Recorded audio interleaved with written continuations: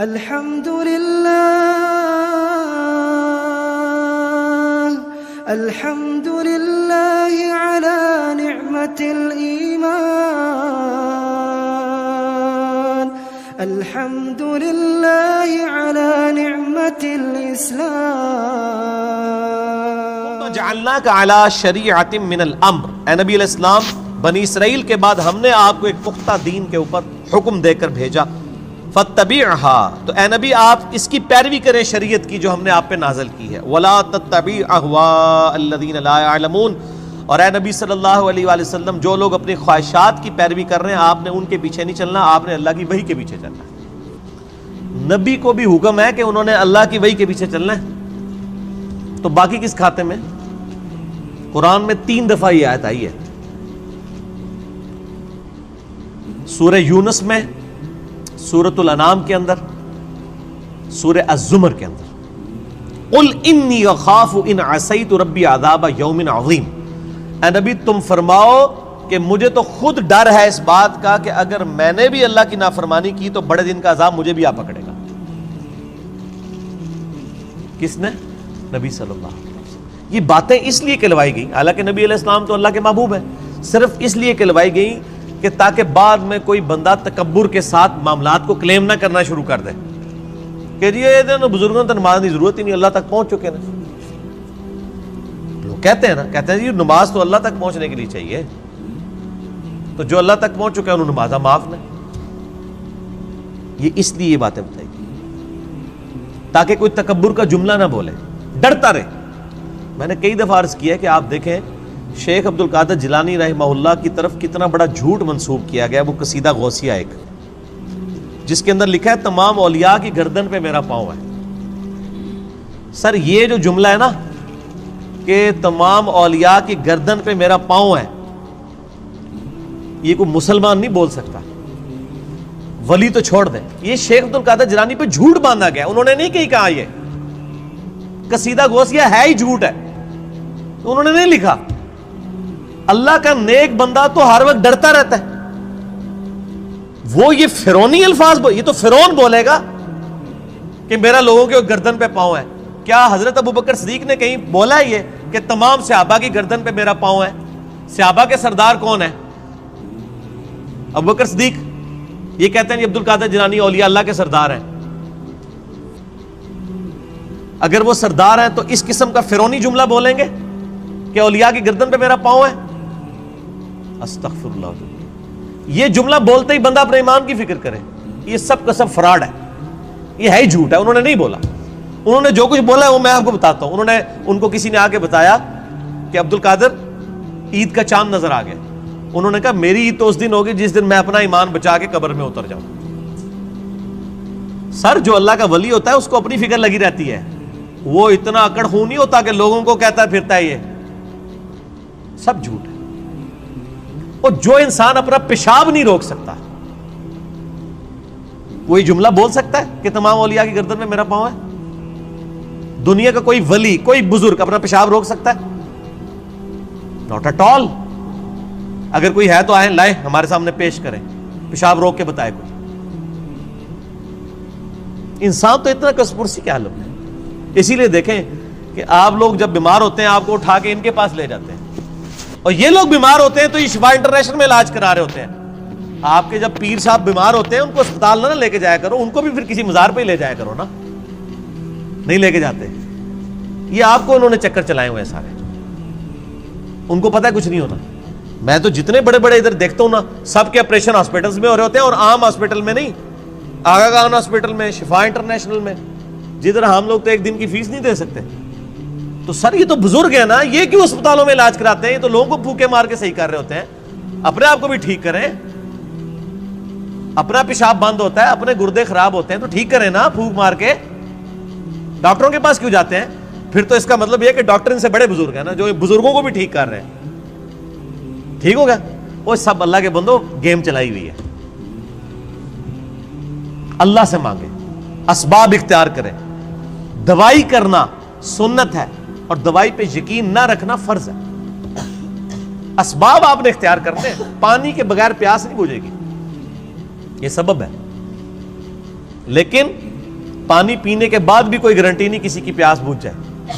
گنہگار بندے کی موت کا وقت قریب آتا ہے نا، تو روایتوں میں آتا ہے کہ اسے اگر سمندروں کا پانی بھی پلا دیا جائے نا، اس کی پیاس نہیں بجھے گی. جب اللہ ہی نے پیاس نہیں بجھنے دینی تو سبب یہی اختیار کریں گے، لیکن نظر مسبب الاسباب پہ.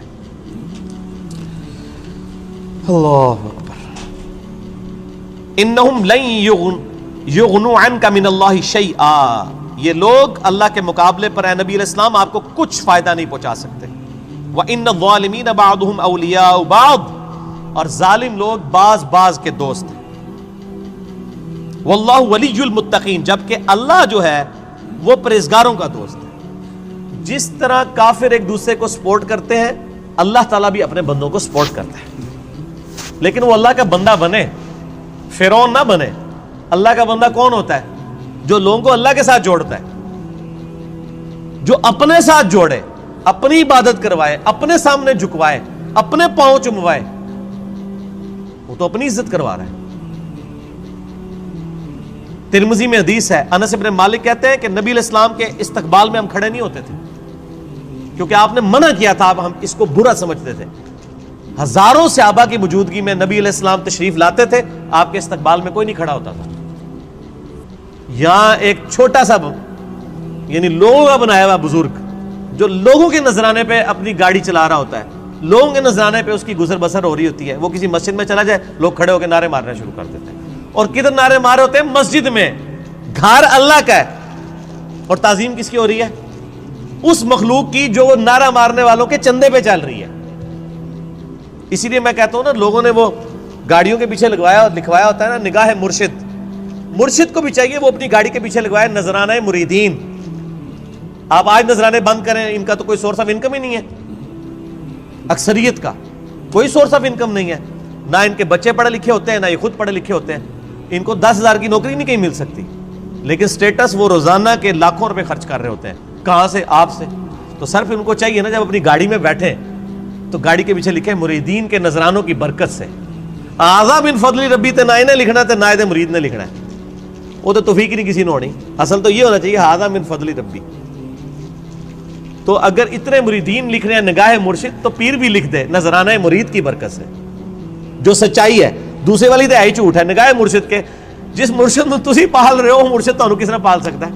اللہ پال رہا ہے، اللہ دے رہا ہے. اللہ کافروں کو بھی دیتا ہے، اللہ مسلمانوں کو بھی دیتا ہے. اللہ جانوروں کو بھی دیتا ہے، اللہ درختوں کو بھی دیتا ہے. سب اللہ دینے والا ہے. اللہ طرف مارا ہے واللہ ولی المتقین، اللہ تعالیٰ پشت پناہ ہے پرہیزگاروں کا. ھذا بصائر للناس، یہ لوگوں کے لیے بصیرت افروز باتیں ہیں، آنکھیں کھولنے کے لیے. وہدی ورحمۃ لقوم یوقنون، اور ہدایت اور رحمت ہے یہ قرآن ان لوگوں کے لیے جو بات یقین کرنا چاہیں. جنہوں نے نہیں ماننی ان کے لیے قرآن میں کوئی ہدایت نہیں. ام حسب الذین اجترحوا السیئات ان نجعلهم کالذین آمنوا وعملوا الصالحات سواء محیاہم ومماتہم، کیا وہ لوگ جو برائیوں کا ارتکاب کرتے ہیں، کیا ہم ان کو ویسا ہی بنا دیں گے کہ جو ایمان لائیں اور نیک اعمال کریں، کہ یکساں ہو جائے دونوں کا جینا اور مرنا؟ نہیں.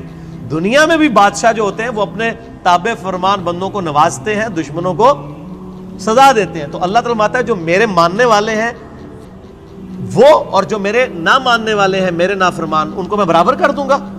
ان کی زندگی اور موت برابر ہوگی؟ نہیں.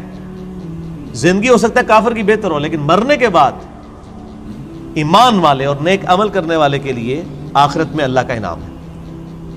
ساء ما یحکمون، کتنا برا حکم تم لگا رہے ہو اگر تمہارے دماغ میں کہیں یہ بات ہے کہ یہ لوگ برابر ہو سکتے ہیں.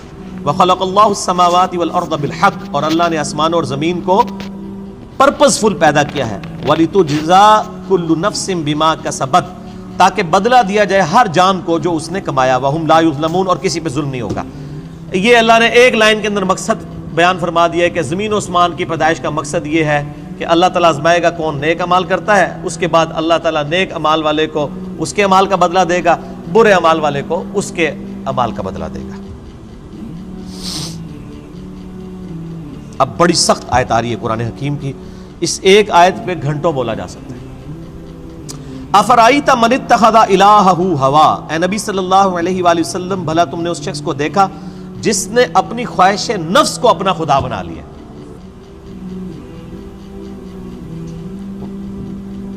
وَأَضَلَّهُ اللَّهُ عَلَىٰ عِلْمٍ، اور اللہ نے اس کے علم کے باوجود اسے گمراہ کر دیا. وَخَتَمَ عَلَىٰ سَمْعِهِ وَقَلْبِهِ، اور اللہ نے اس کے کانوں پر، اس کے دل پر مہر لگا دی ہے. وَجَعَلَ عَلَىٰ بَصَرِهِ، اور اس کی آنکھوں پر غشاوہ، پردہ ڈال دیا ہے. فَمَن يَهْدِهِ مِن بَعْدِ اللَّهِ أَفَلَا تَذَكَّرُونَ، تو بتاؤ اب اللہ کے بعد کون ہے جو اس کو ہدایت دے، کیا تم غور نہیں کرتے؟ جس کو اللہ گمراہ کر دے. من يهده الله فلا مضل له، جسے اللہ ہدایت دے اسے گمراہ نہیں کر سکتا. ومن يضلل فلا هادي له، اور جسے اللہ گمراہ کر دے اسے کوئی ہدایت نہیں دے سکتا. تو اللہ تعالیٰ فرما رہا ہے کہ ایسا شخص جو اپنی خواہش نفس کی پیروی کرتا ہے تو اگرچہ اس کے پاس علم بھی ہوتا ہے پھر بھی وہ بہرا، اندھا اور گونگا ہو جاتا ہے، حق بات قبول نہیں کرتا، کیونکہ اللہ اسے گمراہ رہنے دیتا ہے کہ اس کے پاس علم تھا، اس کے باوجود اس نے اس علم کا فائدہ نہیں اٹھایا. ایک بندے کے پاس علم ہے کہ اگر میں بلڈنگ کے 10ویں فلور سے باہر چھلانگ لگاؤں تو مر جاؤں گا، یہ پتہ ہے ایک بندے کو، وہ پھر بھی چھلانگ لگا دیتا ہے، تو پھر کیا ہوگا؟ مر جائے گا. یہی حال اس شخص کا ہے کہ جس کو قرآن و سنت کا علم دیا گیا لیکن اس پہ عمل نہیں وہ کر رہا. اسے ہم کہتے ہیں قرآن میں لکھا ہے ایاک نعبد و ایاک نستعین، صرف اللہ ہی کو پکار. وہ کہتا ہے نہیں، میرے بابے کہتے ہیں بابوں کو پکارو. اب علم تھا اس کے پاس، گمراہ ہو گیا، اللہ کی بات نہیں مانی. ایک بندے کو بتایا بھی بخاری مسلم میں نماز کا طریقہ رکوع میں جاتے وقت اور رکوع سے اٹھتے وقت رفع الیدین کے ساتھ لکھا ہے، نہیں مانا. ایک بندے کو بتایا کہ تم ہر مہینے 11ویں دیتے ہو، جبکہ 11ویں والے پیر کی جو اپنی کتاب ہے غنیت الطالبین اس میں نماز کا طریقہ وہی لکھا ہے جو بخاری مسلم میں لکھا ہوا ہے. وہ کہتا ہے میں نے رفع الیدین نہیں کرنا. تو ضد کا تو کوئی علاج نہیں. یہ وہ لوگ ہوتے ہیں جو علم کے باوجود گمراہ ہو جاتے ہیں. علم ہے، اسی لیے ہم اکثر وہ لوگ کہتے ہیں وہ ایڈے بڑے، وہ مولویوں کو نہیں پتہ لگا، وہ پاگل نے، تو انہوں پتہ سمجھ آ گیا. تو ان کو بتائیں آپ جن علماء کہہ رہے ہیں اتنے بڑے بڑے، آپ کے مخالف اپنے علماء کو اتنے بڑے بڑے کہتے ہیں اور آپ کے علماء کو جاہل کہتے ہیں. بریلوی دیوبندیوں کو گستاخ رسول کہتے ہیں کہ نہیں؟ تو کیا دیوبندیوں کے علماء علماء نہیں ہیں؟ اور دیوبندی بریلویوں کے علماء کو مشرک کہتے ہیں کہ نہیں؟ تو کیا بریلویوں کے علماء علماء نہیں ہیں؟ سنی شیعہ کے علماء کو، شیعہ سنیوں کے علماء کو، اہل حدیث ان کو، یہ سارے اہل حدیث کو گمراہ کہتے ہیں کہ نہیں؟ ہم کہتے ہیں شاید ساری صحیح کہہ رہے ہو. لگ ایسا ہی رہا ہے کہ آپ اپنے آپ کو کتاب و سنت کے سامنے پیش کرنے کے لیے تیار ہی نہیں ہو. اگر کسی کو بات پتہ چلے وہ اللہ کا شکر ادا کرے، جی میرے تک بات پہنچ گئی، مجھے اس سے کوئی غرض نہیں ہے کہ دنیا کیا کر رہی ہے، مجھے صرف اس چیز سے غرض ہے کہ میرے نبی نے کیا مجھے حکم دیا ہے صلی اللہ علیہ وآلہ وسلم. اور نبی جو امت کو دے کے گئے ہیں کوئی بابا نہیں دے کے گئے. حجۃ الوداع کے موقع پہ کیا فرمایا؟ میں اپنے بعد تم میں 2 چیزیں چھوڑ کے جا رہا ہوں. کیا 2 بابے، 2 مولوی، 2 شیخ القرآن، 2 بزرگ، 2 صوفی؟ نہیں، کہا اللہ کی کتاب، اس کے نبی کی سنت. اس کو پکڑو گے ہدایت پہ رہو گے، اس کو چھوڑ دو گے گمراہ ہو جاؤ. تو دین تو یہ ہے.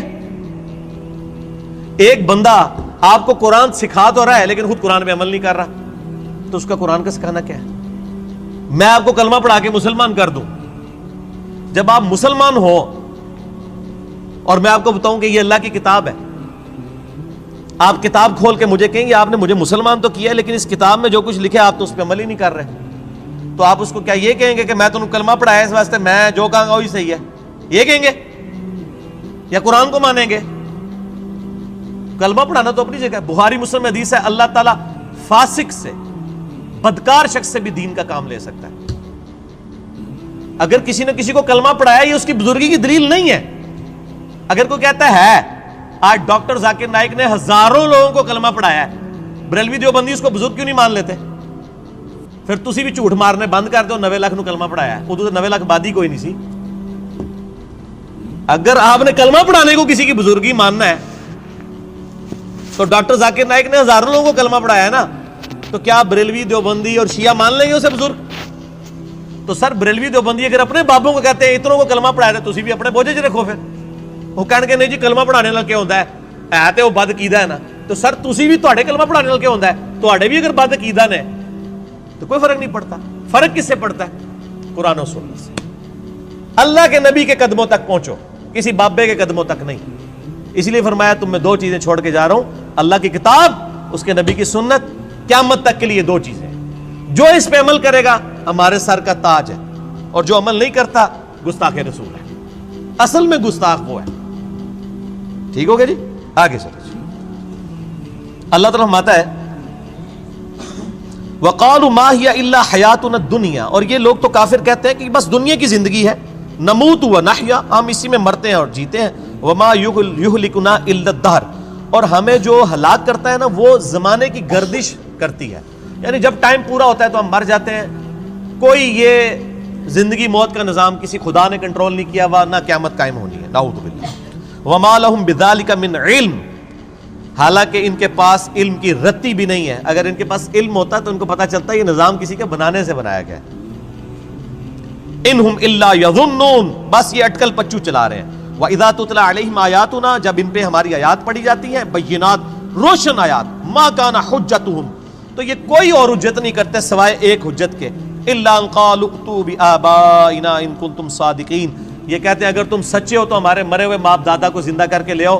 ہمارے باپ دادا قبروں سے نکل کے یہ بات ہمیں کہیں کہ نبی اللہ کا نبی ہے, تب مانیں گے. قرآن کو ہم نے نہیں مانا. یہ کافروں کی دلیل تھی, اور یہ ساری کافروں والی روش آج بھی جاری ہے. ہم کسی کو بتاتے ہیں نا قرآن میں یہ لکھا ہوا ہے, وہ کہتے ہیں یہ جو قبر میں چلا گیا نا یہ تو کچھ اور بتا کے گیا. تو یہ نکل کے اگر ہمیں کہے, دیکھ لو کافر بھی یہ کہہ رہے ہیں تو پائی اور نہ سی انہوں نے قبرہ تو باہر کاٹ سکنے ہیں. اسی تو ہی دسنا جو اللہ نبی دس کے گئے نے قرآن پاک, اور قیامت تک کے لیے محفوظ صرف اللہ کی کتاب ہے. کسی بزرگ کی تعلیمات بھی محفوظ نہیں ہے. اتنے جھوٹ بزرگوں کے اوپر باندھے گئے ہیں. اسی لیے قرآن پاک میں کئی جگہ ہے کہ بزرگ قیامت والے دن خود اپنے ماننے والوں کے دشمن ہو جائیں گے. 2.25 ارب عیسائی کہہ رہے ہیں حضرت عیسیٰ اللہ کے بیٹے ہیں, تو حضرت عیسیٰ ان لوگوں کے دشمن بنیں گے کہ نہیں؟ کیونکہ حضرت عیسیٰ کی تو یہ تعلیمات نہیں ہے.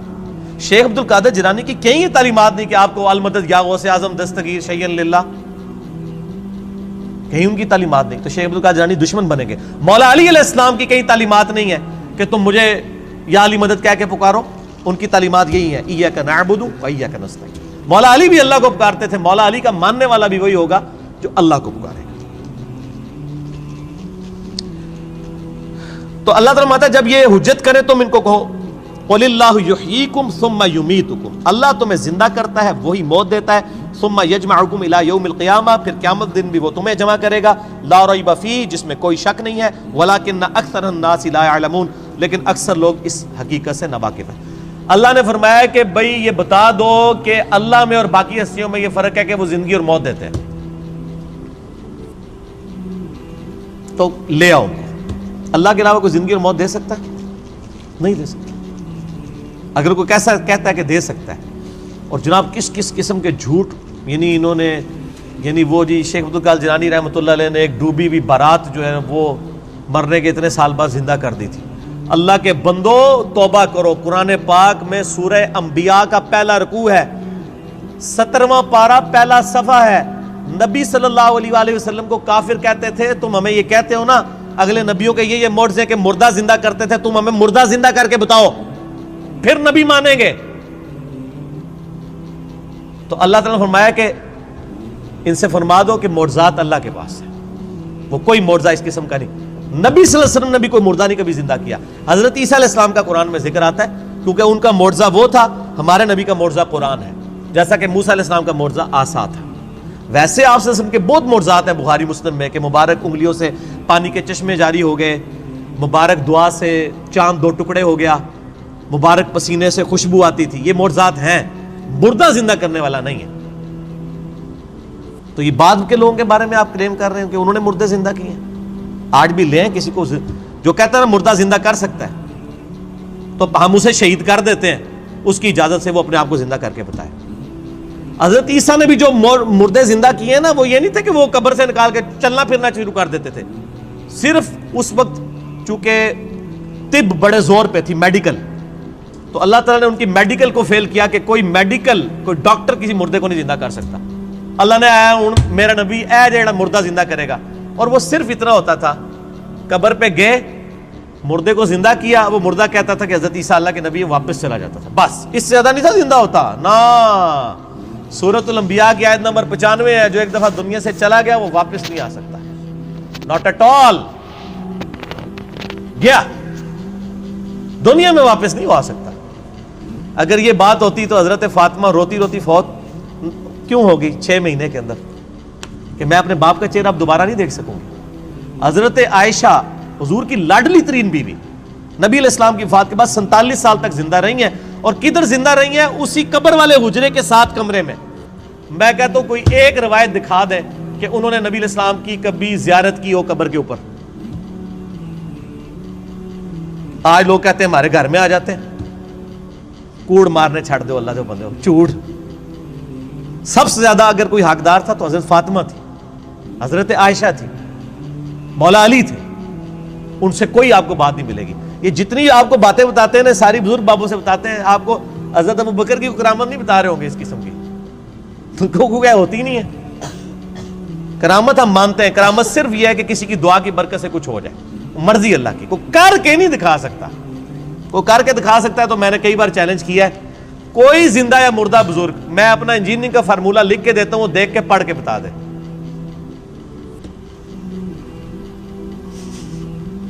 وہ جن کو چیلنج دے رہے ہوتے ہیں وہ کہتے ہیں نہیں یار نہیں پڑھ سکتے ہو. اللہ تو پڑھ سکتا ہے نا, میں اگر کوئی فارمولہ لکھوں اللہ تو پڑھ سکتا ہے نا. اگر آپ مانتے ہیں کہ اللہ ان کو پڑھاتا ہے, اللہ ان کو سب کچھ اللہ دیتا ہے, تو پڑھن نہ پھر. اور میں تو اس سے بڑی بات کرتا ہوں, ان کی آپ نمازیں سنیں, یہ نماز بھی صحیح نہیں پڑھتے ہوتے. میں نے کئی لوگوں کی نمازیں سنی ہیں, نماز غلط پڑھ رہے ہوتے ہیں. ایو النبیوں کو میں نے بتایا نا, ادھر ایک بہت بڑے پیر صاحب تھے جیل میں نام نہیں لیتا. ایک دن میں نے ان کی نماز سنی, ہم وہ بھی شغل ملے میں بیٹھ گئے نماز سنانے کے لیے. نماز میں پڑھ رہے ہیں السلام علیکہ ایھا النبی, مرید ہزاروں ہے جن کو انہوں نے جنت میں لے کے جانا ہے. نماز ایھا النبی 25-30 بندوں کی موجودگی میں. اور بھی بڑی غلطی تھی, یہ موٹی سی مجھے یاد رہ گئی. میں کہ یہ کیا پڑھ رہے ہیں, وہ بچپن سے نماز یاد کی تھی اسی طرح چل رہی تھی. باقی عین ہا تو ہے ہی کوئی نہیں تھا نا, وہ تو چھاٹ ہی دو, وہ تو میں گل ہی نہیں کہ میں زبر زیر کی غلطیاں. ایھا النبی, اور یہ وہ ہیں جو کہہ رہے ہیں اسی جناب تہاڈا بیڑا تار دینا. نماز نہیں آتی, دعوے. میرے پاس کئی لوگ آتے ہیں نہیں وہ ہمارے سلسلے میں بیعت ہو جائیں. میں نے کہا آپ کا پیر مجھے صرف یہ 17 اذکار جو فرض نماز کے بعد کے ہیں نا, وہ مجھے زبانی سنا دے, میں بیعت ہو جاؤں گا. آج تک دنیا کا کوئی پیر سامنے نہیں آیا. 17 اذکار ہیں فرض نماز کے بعد. لوگوں کو کتنے آتے ہیں, 4 یا 5. آیت الکرسی, تسبیح فاطمہ, اللہ اکبر, استغفر اللہ, اللہم انت السلام. تہاڈی تے گنتی مک جانی ہے 5 تو بعد. اے 17 اذکار لکھے ہوئے گرین کارڈ پہ جو نبی صلی اللہ علیہ وسلم کرتے تھے, دنیا کے کسی پیر کو نہیں آتے ہیں. وہ 24 اذکار بلو کارڈ پہ لکھے ہوئے ہیں جو صبح و شام کے اذکار ہیں نبی علیہ السلام کے. کتنی مشکل دعائیں ہیں بخاری مسلم میں, کسی پیر کو نہیں آتی ہیں. میں اس سے بڑا چیلنج کہتا ہوں, یہ دیکھ کے پڑھ کے بتا دیں. یہ اتنی مشکل عربی ہے کہ جس نے پہلی دفعہ پڑھی ہو وہ اس کو ایک دفعہ پڑھ کے صحیح پڑھ ہی نہیں سکتا. ابھی تک تو سارے فیل ہوئے ہیں. تو پھر یہ کہنا کہ ہم لوگوں کو نبی علیہ السلام تک پہنچاتے ہیں, تسی آپ تک پہنچے کوئی نہیں ہوئے اللہ دے بندے ہو. نبی علیہ السلام تک وہ پہنچا ہوا ہے جو نبی علیہ السلام کے طریقے پہ ہے, جو آپ نے فرمایا ہے, جو آپ نے وظیفے بتائے ہیں. باقی تو آپ کے خود ساختہ چیزیں ہیں, وہ جس طرح ہندوؤں کے ماننے والے اپنا وہ کرتے ہیں, آپ کے ماننے والے آپ کو سکھا رہے ہیں. نبی علیہ السلام کے ساتھ کوئی تعلق نہیں ہے. نبی صلی اللہ علیہ وسلم جو کچھ دے کے گئے وہ یہ موجود ہے اس میں, وہ اس قرآن کے اندر ہے. باقی سب کچھ آپ کے بابوں نے آپ کو دیا ہے, اس کا دین سے کوئی تعلق نہیں. ٹھیک ہو گیا جی. اور ویسے بابوں کے اوپر کوئی ناراض بھی نہیں ہونا چاہیے, کیونکہ سارے ایک دوسرے کے بابوں کو نہیں مانتے. جب سارے ایک دوسرے کو نہیں مان رہے ہیں تو ہم کہہ رہے ہیں سارے ٹھیک کہہ رہے ہو, کسی کے بھی نہ مانو, ایک بندے کو اپنا امام بناؤ. امام اعظم محمد رسول اللہ صلی اللہ علیہ وآلہ وسلم صلاۃ تسلیما کثیرا کثیرا. ٹھیک ہو گیا.